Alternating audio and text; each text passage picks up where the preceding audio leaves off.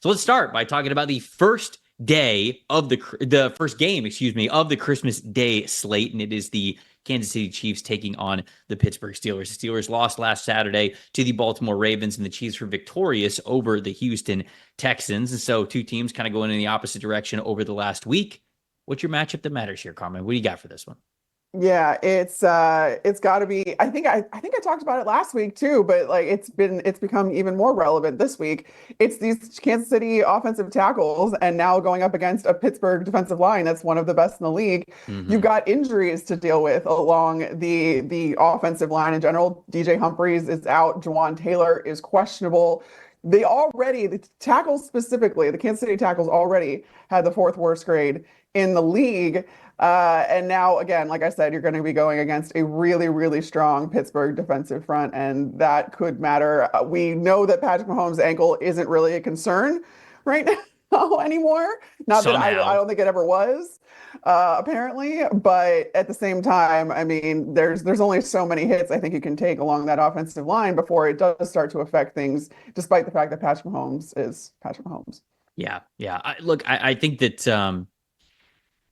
on the other side of things, the Steelers offensive line versus Kansas City's defensive line, to me, is the matchup that matters. So we're staying in the trenches, and we're just flip-flopping sort of the emphasis here, because the Steelers offensive line last week against the Ravens didn't even really have to blitz to get home and get pressure. Like, Mason McCormick had a really bad day. Broderick Jones at tackle had a really bad day. Even Zach Frazier, somebody who's been playing really well this season, really struggled against the Ravens front. And again, they weren't bringing a lot of extra guys. They weren't being overly aggressive. They were trying to win with four, and they were winning with four, which I think is concerning facing a Kansas City Chiefs pass rush that played really well last week. Chris Jones, 8 pressures, 26.1 pass rush win percentage. George Karlaftis, 77.5 pass rush grade. He had 7 pressures himself and an above 21% pass rush win percentage. And so the defensive line for Kansas City was just playing very, very well against a poor Texans offensive line, particularly on the interior. I will admit that. But just going off of what we saw last week with the Steelers, and not that much better. Now, I think they have a better ceiling than the Texans' interior offensive line, but still, for as much as the Steelers struggled with blocking on the interior offensive line last week, it's not like it gets any easier this week. I think Chris Jones, it sounds like he'll be good to go. Obviously, he's a little bit banged up. You mentioned that we're sort of late getting injury reports out there, but I haven't heard anything to the contrary that he wouldn't be out there. But the defensive line, I think, is just playing good for Kansas City overall. So he's officially designated as questionable, okay, because like Kansas City is the only injury.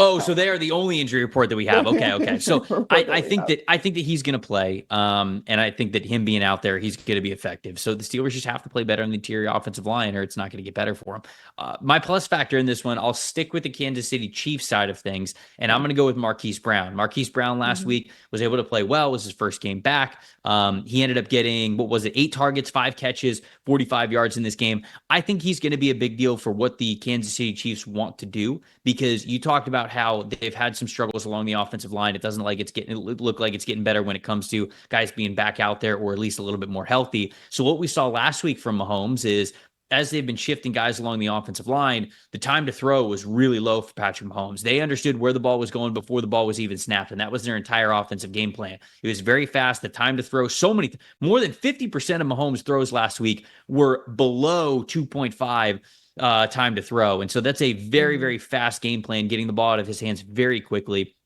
And I think Marquise Brown and Xavier Worthy, obviously, as well, are two of those players who, like the mold that they created for Rashee Rice back when he was healthy. Like, hey, let's get the ball in his hands quick, and let's let him be a playmaker afterwards. So I think that's once again going to be a big time part of the game plan. And so how Marquise Brown plays as a yards after catch guy against the Steelers secondary group that has struggled this season, I think that'll go a long way into telling you who's going to win this one.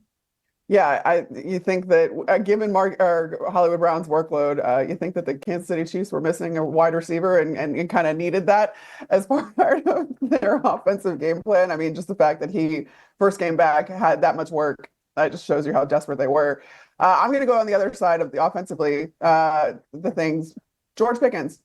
He didn't have a whole lot of catches last week, but they were all explosives. 74 yards and a touchdown on just 3 catches versus the Bengals. And not to mention, I mean, we've seen George Pickens be kind of a fiery character. And Bengals. No, they played the Ravens. Is that their week? Which week are you looking at for him with the Bengals? Because he hasn't played in a Yeah, couple yeah, weeks no, now. no. Sorry. He is I know like he he hasn't was played. he Played a was an couple. X factor for me. Yeah, he There's no doubt wasn't. No, about I it. know. But I know. You're right. No, the last game he played, I misspoke. okay, That's there we what go. I'm talking about. The last game he played. So you think that he should be back, and that's one of the things that I think could be a plus factor, obviously for Russell Wilson. And he was jawing this week on Twitter. Always a good sign. So you know that he's a fiery guy, and this is kind of one of those. It's a nationally televised game. It's Kansas City. It's the Kansas City Chiefs. You know that this is kind of one of those games where you feel like he's gearing up for it. And again, talking smack to certain media members, telling them that he's going to pull up at their house That's is not great. always, yeah, no. So we'll see. Again, Pittsburgh's injury report isn't out. So we'll see. But if I feel like if there's any game that he comes back for, it's got to be this one. Yeah, Mike Tomlin had talked about this, I think, right after the game against the Ravens. He said that it feels like there's a chance that George Pickens could go in this one. Obviously, he's missed more time than they thought that he was going to with that hamstring injury, but there's no doubt that the passing attack just is not the same without George Pickens. And if they stand a chance in this one, I think he's got to suit up. But it seems like he could. So you're right. He was a big Yeah. part of their offense before he went out of there. And over the last couple of weeks, they've definitely missed him before this game. Hopefully he can return and give them a little bit more of a playoff push.